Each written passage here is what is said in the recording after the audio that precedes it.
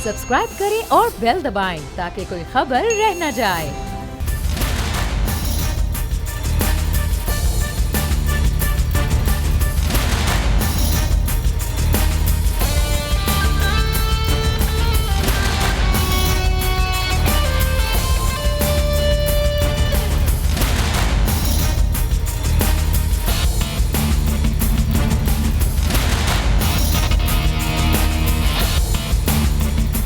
अस्सलामुअलैकुम। The special report with Mudassar Iqbal के साथ हाजिर खिदमत है। नाजरीन, कश्मीर में इस वक्त मुसलसल कर्फ्यू के बायस सूरत हाल इतनी कशीदा हो गई है कि लोगों के लिए अब अपने अद्वियात के, अपने इलाज के मामलात इतने पेचीदा हो चुके हैं कि जानें अब ज़ाया हो रही हैं। कारोबार तो मुकम्मल तौर पर तबाह है। आज़ादी में बात करना तो बहुत पहले से ही ख़त्म हो चुका है, लेकिन इस सारे अमल के बावजूद भी कश्मीर के हवाले से बात करने वाले भारत के अंदर हों या भारत से बाहर हों, उन तमाम लोगों को भी बात करने की किसी किस्म की कोई इजाज़त नहीं है। अब पाकिस्तान मुसलसल ये कोशिश कर रहा है कि कश्मीर में किसी तरह से मामलात हल हों और ख़ास तौर पर सबसे पहले इस कर्फ्यू को उठाया जाए। अब अगले आने वाले दिनों में यूनाइटेड नेशन का इजलास होने जा रहा है और इस इजलास से भी उम्मीदें लगाई जा रही हैं, लेकिन इन उम्मीदों पर भी क्या कोई असर हो जाएगा भारत पर? क्या कोई मामलात आगे बढ़ पाएंगे या नहीं, ये बहरहाल अहम दिन है। 50 दिन होने वाले हैं इस सारे अमल को, लेकिन अभी तक कर्फ्यू उठाया नहीं जा सका है। अब क्या किया जा सकता है, ये सवाल सबसे अहम है कि लोगों की अब ज़िंदगियां मुसलसल ख़तरे से दो चार हो रही हैं। जो लोग अपने घरों में भी महसूर बैठे हैं, जो बाहर निकल रहे हैं, उन्हें तो कभी पैलेट गन्स का सामना है, कभी गिरफ्तारियों का सामना है और मुसलसल शहादतों का सिलसिला भी जारी है। लेकिन इस वक्त मजमूई तौर पर कश्मीर की सूरत हाल को किस तरह से बेहतर किया जा सकता है, इस पर हम बात करेंगे। हमारे साथ मौजूद हैं सीनियर एंकर पर्सन और तजज़ियाकार पीजे मीर साहब। पीजे मीर साहब, बहुत शुक्रिया सर आपके वक्त का। इस वक्त 47वां रोज़ है आज सर। अब 3 दिन रह गए, 50 दिन हो जाएंगे। जब यूनाइटेड नेशन के इजलास हो जाएंगे तो 50 क्रॉस कर चुका होगा, करीब 2 माह होने वाले होंगे, लेकिन ये मामलात जो हैं वो अभी तक 1 इंच आगे नहीं बढ़ पाए हैं। क्या वजह है इसकी?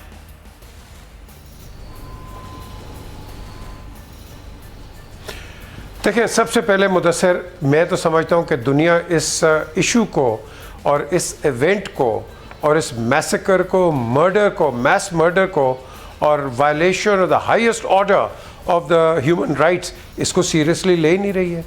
आप अभी तक देख रहे हैं वो हिंदुस्तानी गवर्नमेंट से मुतालबा कर रहे हैं, हमें अंदर जाने दें, हमें दिखाएं, और वो भी वो उस पर रजामंद नहीं है।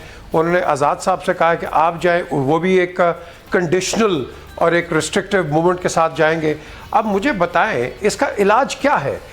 ये बड़ी अच्छी बात की है यूरोपियन यूनियन में कि उन्होंने कहा है कि जी हिंदुस्तान पे अब सैंक्शंस लगने चाहिए और हमें भी इंसिस्ट करना चाहिए कि हिंदुस्तान पे सैंक्शंस लगाएं। हम थक गए हैं हर टेलीविज़न चैनल पे, हर इंटरनेशनल मीडिया के ऊपर बता के कि हिंदुस्तान क्या कर रहा है। 47 दिन हो गए, 47 दिनों के अंदर आप मुझे बताएं उन बेचारों की क्या हालत रह गई है। ये तो प्रिजनर ऑफ वॉर से भी बदतर है कि अपने सिविलियंस को, जो निहत्ते सिविलियंस हैं, हिंदुस्तान उनके साथ क्या कर रहा है। तो मैं समझता हूँ कि हमें इंसिस्ट करना है कि जब तक हिंदुस्तान पे सैंक्शंस नहीं लगेंगे और जब तक इनको एक लेसन नहीं इस तरह दिया जाएगा, ये कंटिन्यू करेंगे। हम जितना मर्जी प्रोटेस्ट करें, हम जितना मर्जी एहतजाज कर जाएं, जुलूस निकालें, कॉन्फ्रेंसेस कर लें, हर चीज़ पे आप कर लें, लेकिन ये आपने देख लिया कोई रिजल्ट आगे नहीं आया।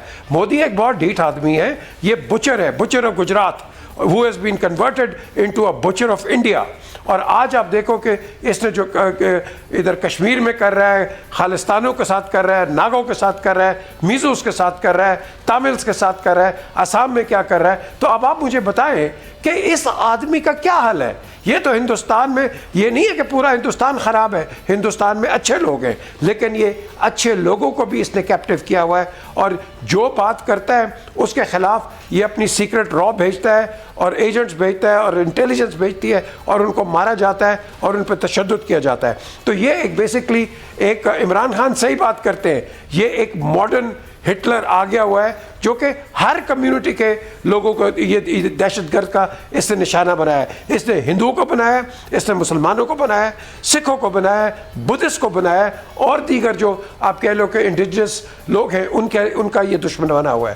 تو اب آپ دیکھیں اس کا ایک ہی علاج ہے, میں کہوں گا کہ ہماری گورنمنٹ کو اور ہمارے جو دوست ہیں سپورٹرز ہمیں سپورٹ کریں کہ اس پہ ہندوستان پہ آپ ٹوٹل سینکشنز لگائیں. آپ ایران پہ تو لگا دیتے ہیں سینکشنز, عراق پہ تو لگا دیتے ہیں, کویت پہ لگا دیتے ہیں, اس پہ کیوں نہیں لگاتے آپ؟ میر صاحب یہ سینکشنز کی جو آپ بات کر رہے ہیں اس میں تو صرف ایک ملک ثالثی کی بات کر رہا ہے امریکہ, اس ثالثی کو نہیں مانا جا رہا. تو سینکشنز کا تو بہت بڑا معاملہ ہے کیونکہ سب سے بڑا یہ تجارتی ہب ہو گیا ہے, چاہے وہ مڈل ایسٹ کے ممالک ہوں, چاہے وہ یورپ ہو یا پھر امریکہ ہو.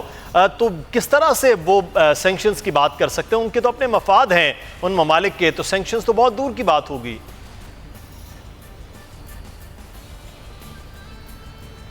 دیکھیں نا, تو پھر اگر پاکستان میں یہ جب یہ طالبان اٹھتے ہیں تو ساروں کو تکلیف کیوں ہوتی ہے؟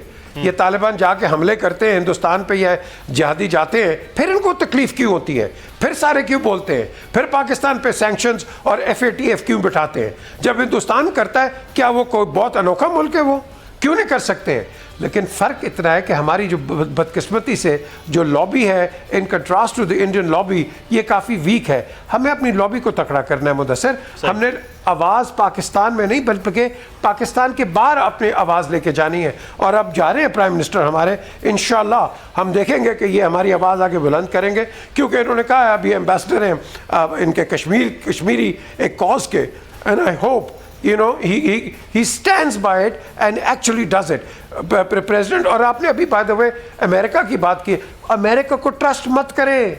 آپ نے ان کا ٹرسٹ دیکھ لیا 1971 میں, 7واں بیڑا آ رہا ہے, بیڑا غرق کر کے ہمارا چلا گیا ہے. کیا ہے, اپنے لوگوں کو لے کے بھاگ گیا نا. ہمارا تو اس نے کوئی فائدہ نہیں کیا, ہمارا تو ایک حصہ اس نے توڑوا کے چھوڑ دیا ہے. تو میں امریکہ کو ٹرسٹ نہیں کرتا, نہ کروں گا کبھی بھی. یہ آپ کے ساتھ کھیلتا ہے اور باقی ممالکوں کے ساتھ بھی کھیلتا ہے. تو لیکن ہم نے یہ جنگ خود لڑنی ہے اور اپنے بلاک کے ساتھ مل کے لڑنی ہے.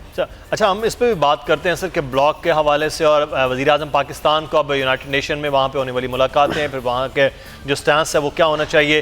لیکن اس سے پہلے ایک چیز جو آپ نے ابھی کچھ ذکر بھی کیا کہ بھارت میں بھی ایسے لوگ ہیں جو کشمیریوں کے حوالے سے بات کر رہے ہیں. پوری دنیا میں ایسے جو تنظیمیں ہیں وہ بات ہو رہی ہیں امنیسٹی پر جس قسم کی سینکشن لگانے کی کوشش کرے, جس طرح کی پابندیاں لگانے کی کوشش بھارت میں ہو رہی تھی. یہ انسانی حقوق پر کام کرنے والے ممالک کی بات کریں, تنظیموں کی بات کریں, لوگوں کی بات کریں, اس کے بھی اثرات کہیں نظر نہیں آ رہے ہیں کہ کسی قسم کا کوئی فرق ہی نہیں پڑ رہا ہے بھارتی حکومت کو, مودی سرکار کو.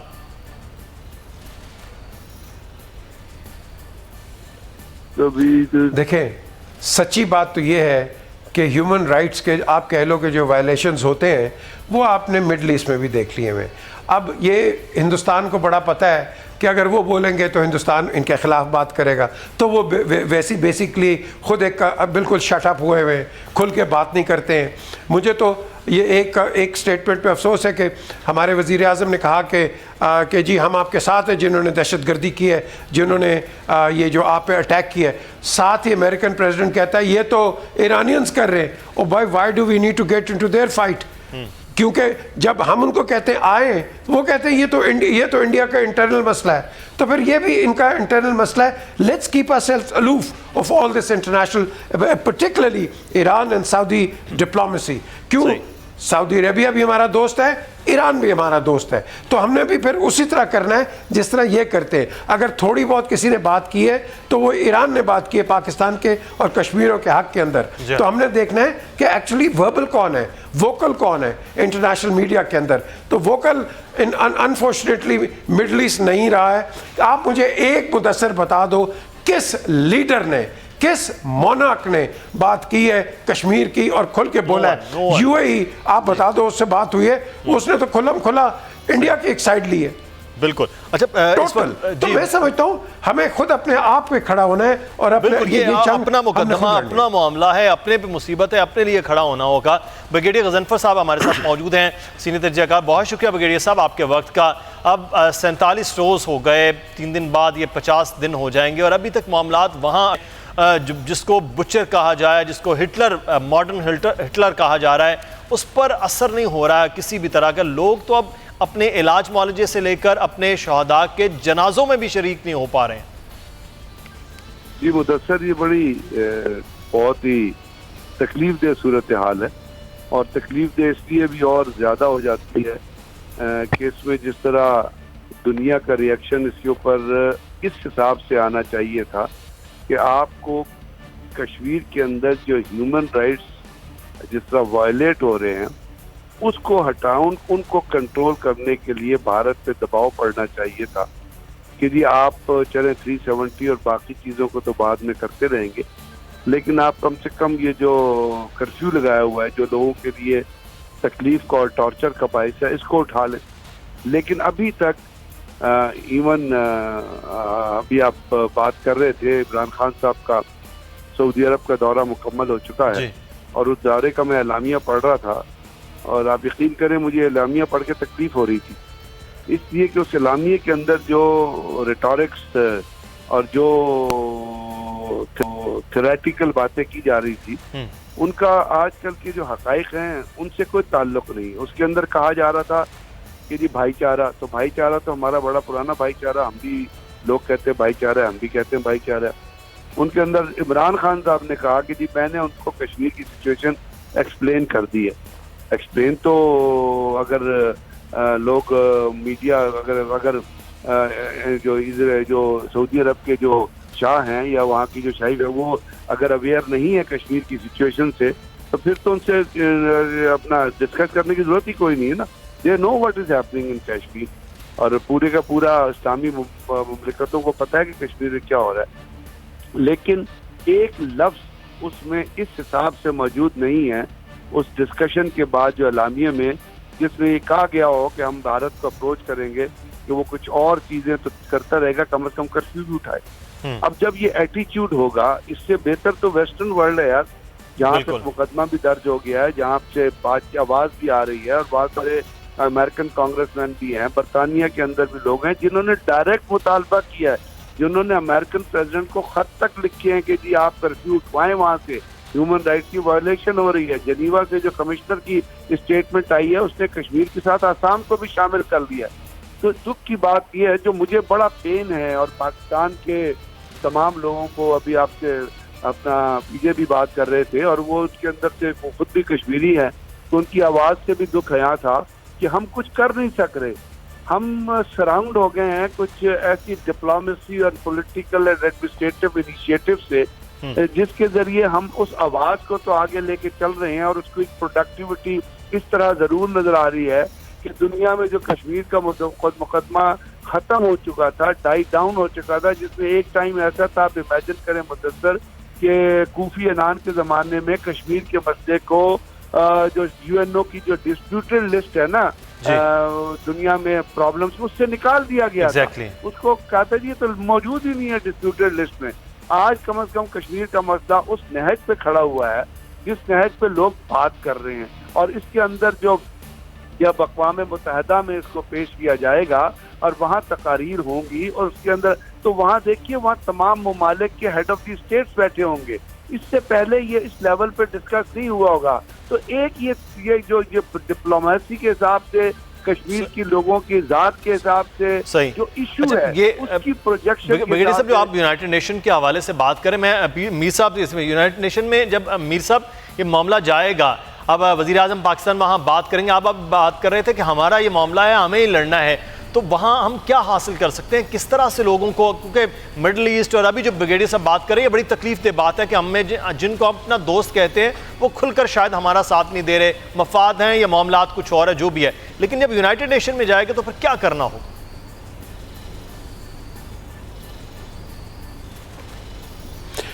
دیکھیں یہ جو بگیڑی صاحب نے بات کی ہے 100% کریکٹ ہے.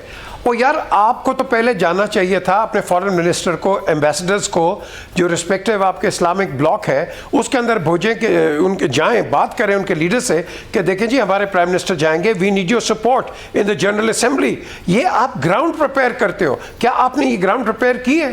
No, you haven't prepare the ground. اب پرائم منسٹر جائیں گے، کولڈ اسپیچ ہوگی، بالکل جذباتی ہوگی، فیکچوئل ہوگی، لیکن ایٹ دا سیم ٹائم یہی اگر آپ ان کو پہلے بریف کرتے، آپ کا میں سمجھتا ہوں کہ 2 نوچ 3 نوچ ایک ایج ہوتا اوور دی انڈین رسپانس. اب اس چیز کو ہم بڑے سلو ڈوسائل پلیسڈ اپروچ رکھتے ہیں جو کہ اب آپ کے پاس ٹائم نہیں ہے. آپ جانتے ہیں مدثر، آپ کر رہے ہیں پروگرامز، یہ آپ کا چینل کر رہا ہے، باقی چینلز کر رہے ہیں. 47 دن آپ نے دیکھا ہے 72 سالوں کے اندر 47 دن کنٹینیوسلی کشمیر پہ programmes. Never, this is for the first time.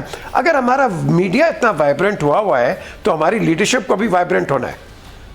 صحیح، بالکل. یہ بڑا اہم پوائنٹ ہے کہ پہلے سے پورا ایک پریپیئر کیا جاتا، پوری ایک لابنگ کی جاتی ہے، خاص طور پر وہ ممالک جن میں کہا جاتا ہے کہ پاکستان کے دوست ممالک ہیں، اسلامی ممالک ہیں، دیگر ممالک ہیں، ان کے ساتھ بات چیت کی جاتی کہ وہ اس وقت موجود بھی ہوتے ہیں اور وزیر اعظم کی تقریر پر پھر ان کا رسپونڈ بھی ہوتا اور اس پر ضرور بات کی جاتی کہ جو بڑے ممالک بھی ایون ویسٹرن کنٹریز وہ بات کر رہی ہیں. بگیڑی صاحب، یہ سارے عمل میں انسانی حقوق کا جو معاملہ ہے، جو آپ بھی بات کر رہے تھے کہ اس میں کم از کم یہی ہوتا کہ چلیں نہیں 50 دن ہونے کو آئے ہیں، کرفیو اٹھایا جائے، باقی سیاسی معاملات، آپ کے آئینی معاملات وہ آگے چل کر وہ حل ہو جائیں گے، اس پر بھی بات نہیں ہو رہی. تو کیا آپ یہ سمجھتے ہیں کہ جب وزیر اعظم پاکستان وہاں تقریر کریں گے اور تقریر کے بعد اور پھر یہ امریکہ بھی اس پہ بات ہو رہی ہے، یورپ میں بھی بات ہو رہی ہے، تو اس کے کچھ اثرات نظر آئیں گے؟ بگیڑی صاحب ایک بہت ہی جی بڑی فار ریچنگ ایک ہوپ ہے، ایسی بار بار میرے ذہن میں آ رہی کہ شاید یہ جو قومی یونائٹڈ نیشن کے اجلاس جی ڈسٹنٹ پرابیبلٹی، اس لیے کہ پریشر تو انڈیا کے اوپر باہر سے نہیں ہے، انڈیا کے اندر سے بھی کافی پریشر آیا ہوا ہے. اور جو کرفیو کا جو نقصان ہے وہ ایک طرف سے جو ریزیڈنٹ ہے، جو وہاں کے رہنے والے لوگ جو ہیں، ان کو تو آپ امیجن کر سکتے ہیں کہ کس طرح کا ان کا مطلب تکلیف ہوگی. وہ تو آپ کو ایک کمرے میں بند کر دیا جائے تو what will be the condition. اور خاص طور پہ جو بیمار لوگ ہیں، دوائیاں نہیں ہیں. خاص طور پہ مجھے ایک بڑی چیز خیال آتا ہے کہ بچے اگر بیمار ہو گئے ہوں گے یا وہ عورتیں جو فیملی وے میں ہوں گی، ان کا کیا آؤٹ لیٹ ہے، کیا وہ کر رہی ہوں گی، کیونکہ آپ ایک گھر سے دوسرے گھر میں نہیں جا سکتے. تو وہ جو تکلیفیں، لیکن اس کا ایک اور بھی اس کا اینگل ہے کہ انڈین گورنمنٹ کو بھی اس کا نقصان اٹھانا پڑ رہا ہے، کیونکہ آپ کی نہ تو کمرشل ایکٹیویٹی چل رہی ہے، نہ آپ کی گورنمنٹل ایکٹیویٹیز چل رہی ہیں. ایک ہیجیمنک، ایک بروٹل فورس ہے جس کی ایکٹیویٹیز جاری ہیں. تو اب اس کو 52 دن تک انہوں نے جس طرح لاک ڈاؤن کر کے رکھا ہے، تو اس سے وہاں پہ کشمیر کے اندر کیا بھارت کے اندر بلکہ خطے سے ریجن کے اندر دہشت گردی بڑھے گی. آپ کو پتہ ہے کہ جب وہ کشمیری جس دن بھی آپ کرفیو اٹھائیں گے، اور چلیں ہمارے کہنے پہ نہیں اٹھاتے، آپ اپنی کمپلشن سے جس دن کرفیو اٹھائیں گے اس دن ایک بسٹ آؤٹ ہوگا، اس دن ایک وولٹائل ہوگا. یعنی اسی طرح ہوگا جس طرح آپ نے ایک پاٹ کو رکھ دیا پانی بھر کے آگ کے اوپر، اس کے اوپر ایل سے بند کر دیا، تو جب وہ ہائیسٹ ٹیمپریچر پہ پہنچے گا وہ پھٹے گا. تو شاید اسی وجہ سے یہ خوف ہے کہ یہ ابھی تک کرفیو اٹھانے کا بھی معاملات شاید بار جو ہے وہ اب سوچ رہی ہے کہ کس طرح سے وہ کیا جائے. اور یہاں پر بریک لیتے ہیں، بریک کے بعد واپس آئیں گے، پھر کچھ بات کریں گے کراچی میں بڑھتے ہوئے ٹریفک حادثات کے حوالے سے اور چونیا میں اب تک پولیس کیا کر چکی ہے بچوں کے قاتلوں سے متعلق. بریک لیتے ہیں.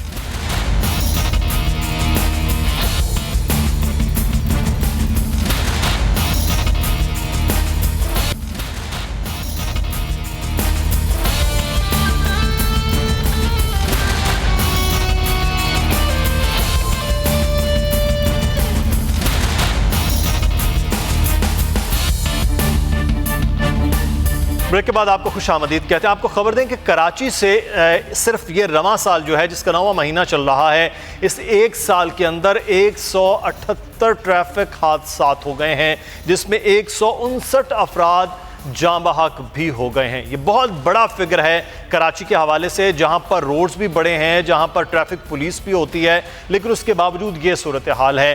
وجوہات کیا ہیں ہم بات کریں گے. ڈیپٹی بیورو چیف کراچی اس وقت ہمارے ساتھ موجود ہیں، شعیب برنی صاحب. شعیب صاحب، یہ فگر جو ہمارے پاس ہیں، ایک تو میں چاہوں گا یہ فگر آپ ضرور شیئر کریں ہمارے ناظرین کے. دوسرا، یہ بہت بڑا فگر ہے 9 مہینوں کے اندر کہ 159 افراد جو ہے وہ جاں بحق صرف اور صرف ٹریفک حادثات کے اندر ہو جائیں.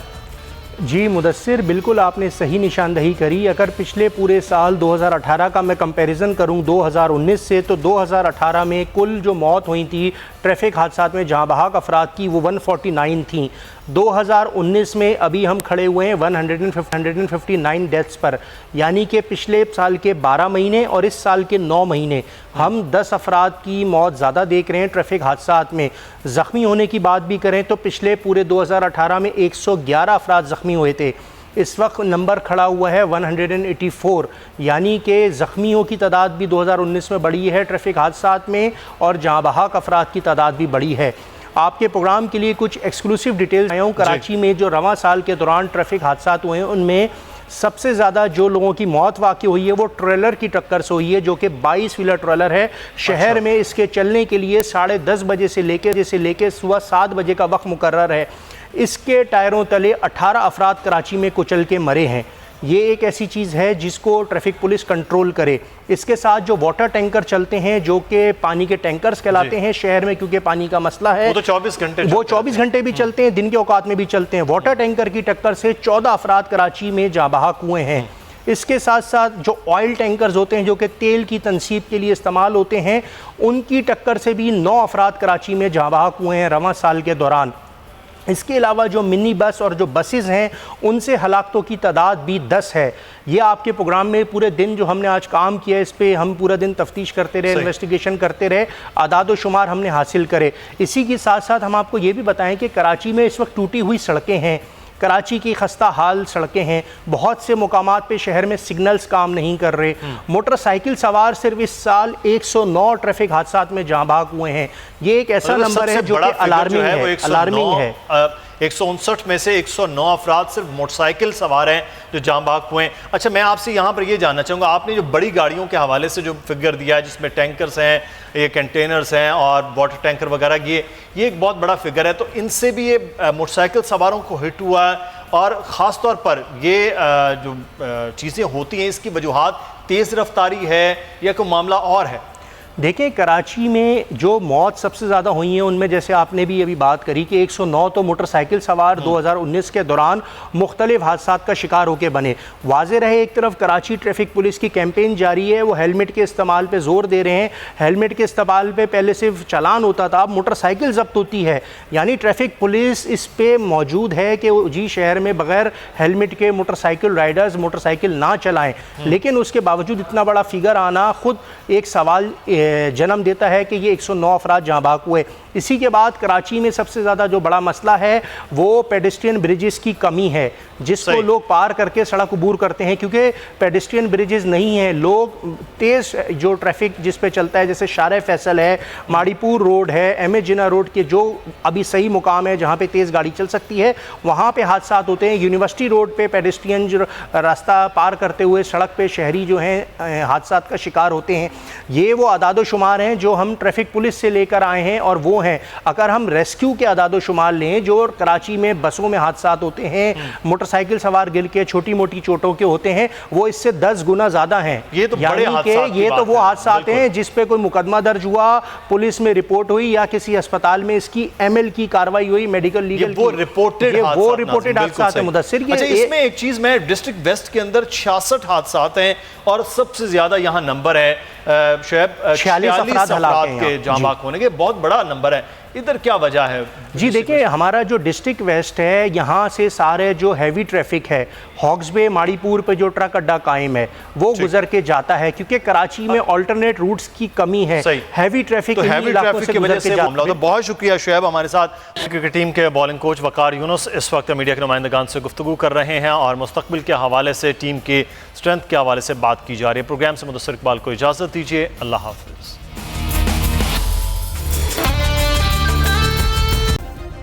सब्सक्राइब करें और बेल दबाएं ताकि कोई खबर रह न जाए।